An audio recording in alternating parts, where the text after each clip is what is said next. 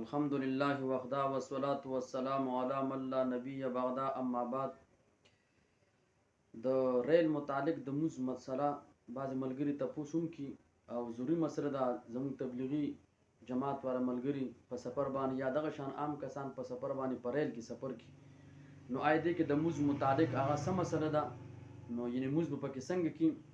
نو فقها د هغې یو صورت صرف دا ذکر کړی دی که چېرې ریل کې داسې ځای وي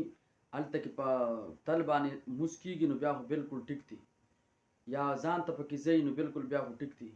که چېرې یو سړی په ناسته باندې موز کوي او په تخته باندې کېناستو نو درې صورتونو په اعتبار سره به دې موز کې هغه فاسدوالی راځي. اول دا چې دی کوم په تخته باندې ناست دی دا تخته مشکوکه ده. اکثر ریل سفر کې خلکو سره ماشومان په هغې کې دې شي واړه بولی کړي نو شک پرې راځي نو دغه ځای پاک نه دی.